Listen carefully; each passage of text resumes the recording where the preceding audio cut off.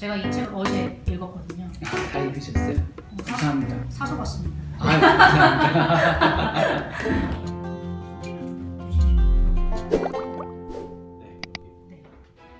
안녕하세요. 대한카누연맹 회장 김용빈입니다. 혹시 이 책을 내게 되신 뭐 계기나 이유가 있으세요?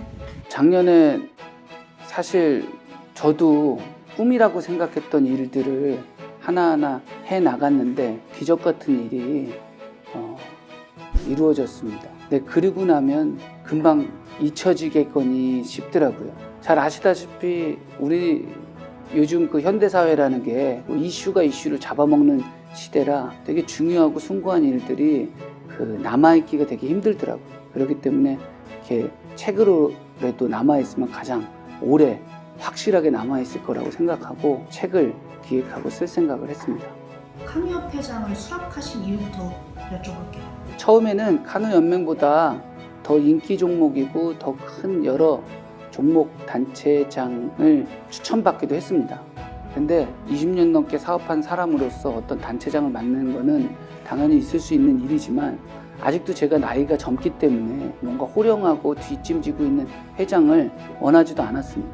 그렇기 때문에 계속적으로 거부하다가 카누연맹이라는 얘기를 들었을 때 저조차도 생소했고 저도 비인기 종목이고 어떻게 보면 아무것도 아닌 자였지만 지금 사회에서 이렇게 어느 정도 자리를 잡을 수 있었던 것처럼 이 종목을 좀 같이 일으켜내고 보자 하는 그런 열망이 갑자기 생겼고 그래서 수락하게 됐습니다. 이 책에서 표현하실 때 창업정신으로 연맹 회장을 듣고 표현을 하셨더라고요.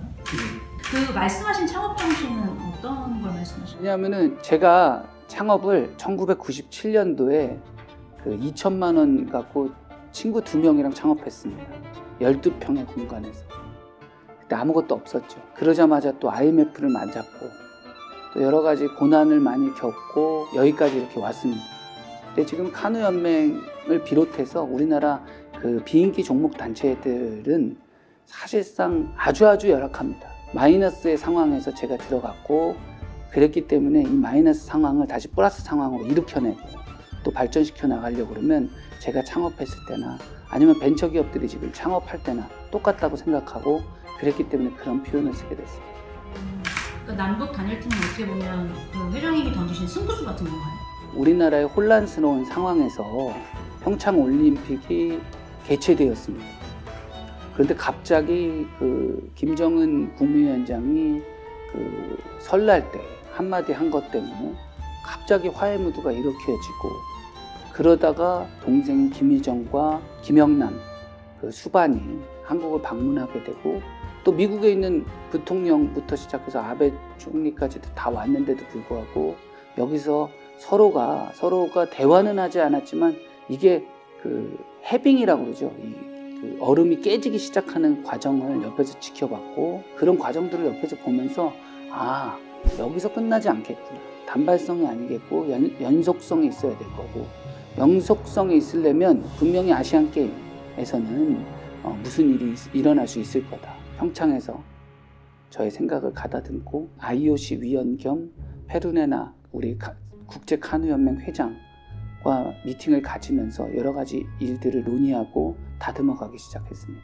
처음 단일팀 생각하셨을 때 뭐 메달이나 이런 것까지 생각을 하셨나요? 생각을 못하죠. 그때 당시 그 아이스하키 팀이 구성될 때 선수 인권 문제, 기회에 대한 박탈, 그 공정의 문제가 이루어졌기 때문에 저도 젊은 사람으로서 이거 공정하지 않지 않냐. 기존의 이 아시안 게임을 위해서 열심히 일하고 있는 선수들의 기회를 갖다 박탈한다는 것은 회장으로서도 있을 수 없는 일이고 그리고 앞으로도 그런 공정하지 못한 일들은 일어나지 않을 거라고 생각을 하고 있었습니다. 그러던 와중에 마침 국가대표 선수로 이미 발탁되어져 있는 선수가 없고 카누 용선이라는 종목을 발견하게 됐고 그 종목이라 하면 적어도 남북 단일팀을 구성할 때 메달보다도 일단은 공정에 대한 문제는 없을 거라는 그런 생각을 했습니다. 그렇기 때문에 일단 기본적인 충분 조건이 된 거죠. 이거를 충분히 국민적으로나 체육회나 정부나 뭐 예를 들어서 그 아시아 카누연맹이나 국제 카누연맹을 충분히 설득할 수 있는 일이라고 생각했습니다. 남북 단일팀의 구성의 계기까지 가장 어려웠던 점이 어떤 점이세요? 남북 단일팀은 여기서 매일같이 언론에 태우기 시작한 거는 성공했습니다. 북한에서는 어떠한 오케이도 한 적도 없고 합의를 본 것도 없고 어떤 대화도 한 적도 없는데도 불구하고 우리끼리 자가 발전을 했고 거의 되는 것처럼 가고 있었지만 북측에 어떤 답변도 없었고, 만약에 북한에서 너 혼자 뭐하고 있니? 라고 했으면 아마 새빨간 거짓말쟁이가 돼서 그냥 양치기 소년이 돼서 끝날 뻔했던 게 결국은 그 미디어를 통해서 우리의 메시지가 인터넷 공간으로 넘어가고 그들은 그 인터넷 공간을 통해서 우리와 만나고, 그래서 이루어졌고 결국은 이게 완성됐다라는 거. 참 그런 거 보면 진짜 기적이 있다는 거를 느낌이 옵니다. 무지개 얘기를 되게 많이 하셨던데. 저희가 메달 얘기를 물어보면요, 저도 난처한 게 20일 훈련받은 선수들이 메달을 딴다. 그러면 새빨간 거짓말 같기도 하고, 또한 그렇다고 메달을 목표하지 않는다고 할 수도 없잖아요.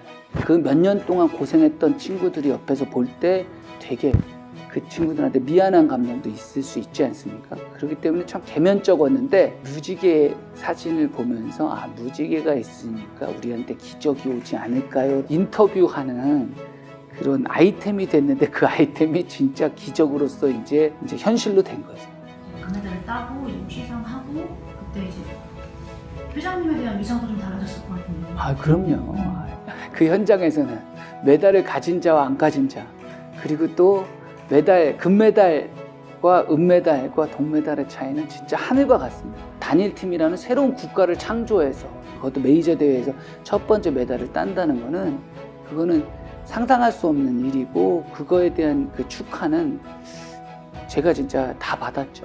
원래 선수들이나 감독들이 받아야 될 목까지도 제가 많이 받아서 되게 미안할 정도로 많이 축하를 받았습니다. 대한카누연맹 김용민 회장으로서의 목표가 있나요? 카누연맹을 바라봤을 때 이 카누연맹이 또 우리나라 체육단체들이 좀 발전해야 되는 방향 같은 게 보입니다. 왜냐하면 어떻게 보면 가장 현실적인 게 우리같이 사업하는 사람입니다. 사업하는 사람들이 왜 그런 것들이 아주 예리하게 보이냐 하면은 우리는 우리의 이익을 위해서 무엇이든지 하던 사람들이거든요. 그러다 보니까 이 사안에 대해서 보다 객관적이고 정확하게 보려고 합니다.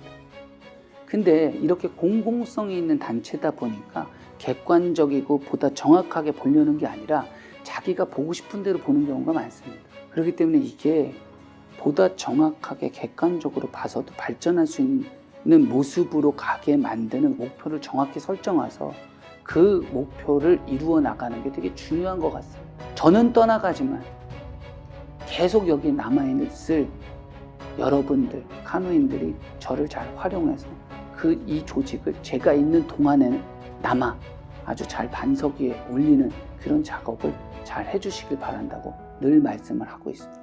앞으로 우리 카누 연맹의 우리 모든 종목들은 국민 여러분들의 생활 속에서 생활체육으로 여러분들과 함께 잘 발전해 나갈 수 있도록 카누 연맹 회장으로서 열심히 일해 보겠습니다. 또한 여러 기회가 있을 때마다 이 카누 연맹을 통해서 우리가 평화마저도 진척시킬 수 있다는 것을 이번 아시안 게임을 통해서 그 가능성을 보았습니다. 앞으로도 우리 카누 연맹은 우리나라의 발전과 또 평화에 대한 진전까지도 노려보는 포부가 큰 카누 연맹으로서 열심히 해보겠습니다. 감사합니다.